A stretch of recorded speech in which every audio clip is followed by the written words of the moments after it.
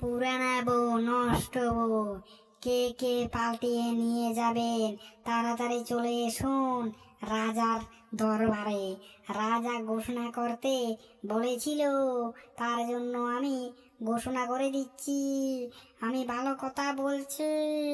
পুরানা বউ নষ্ট বউ কার কার আছে পাল্টিয়ে নিয়ে যেতে পারবে।